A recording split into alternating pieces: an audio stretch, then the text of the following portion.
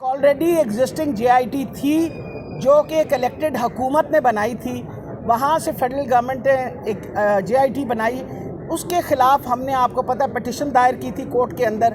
उसके 2 दिनों के बाद इन्होंने एक और JIT बना दी, और किसने बनाई? ये जो इंटरिम हुकूमत है उसने बनाई।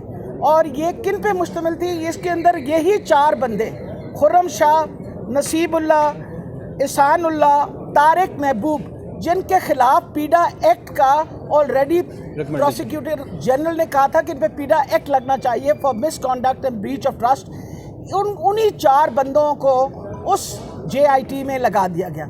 अब इससे ज़्यादा तो ये चीज़ वाज़ेह नहीं हो सकती कि बिल्कुल एक मेलाफाइड इंटेंशन है कि खान साहब की जो इन्वेस्टिगेशंस हो रही हैं उनका ये बेड़ा गर्क करें, बिकॉज़ ये प्रूव करना चाह रहे हैं। खान साहब ने, आपको पता है कि 3 बंदों पे इल्ज़ाम लगाया हुआ है। उन्होंने कहा है कि इसके अंदर राना सनाउल्लाह, इसके अंदर शहबाज शरीफ और डर्टी हैरी, ये सारे शामिल हैं इसके अंदर, और ये बार बार कह चुके हैं। अब ये जो शामिल हैं, शामिल तफ्तीश इनका ना करने के लिए ये सारे होशे हथकंडे किए चले जा रहे हैं। जज साहब के सामने आज हमने अपनी पिटीशन जब दायर की तो उन्होंने अब ये कहा है कि अगले पीर को जितनी पिटिशन्स हैं उन सबको नोटिस दे के एवरीबडी शुड बी देयर, और हम इंशाल्लाह इस दौरानिया में अगर ये नाजायज़ ये जो JIT बनी है, इसने किसी किस्म की कोई हरकत की, किसी किस्म की कोई डिमांड की, किसी किस्म का कहा कि जी हमें रिकॉर्ड चाहिए, तो उन्होंने कहा आप हमारे पास कोर्ट में वापस आए, हम इंशाल्लाह इसको बिल्कुल रोक देंगे जब तक मंडे तक डिसीजन नहीं आएगी।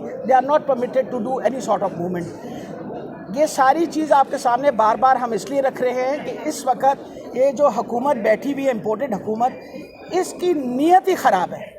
इनकी हर तरीके से कोशिश है कि खान साहब के ऊपर जो असैसिनेशन अटेम्प्ट है, अगर इस पर सही इन्वेस्टिगेशन हो जाएगी तो ये पता चल जाएगा कि ये असैसिनेशन थी और इसके अंदर ये सारे लोग मुलव्वस थे। इसको ना करने की खातिर ये इस तरह के तमाशे कर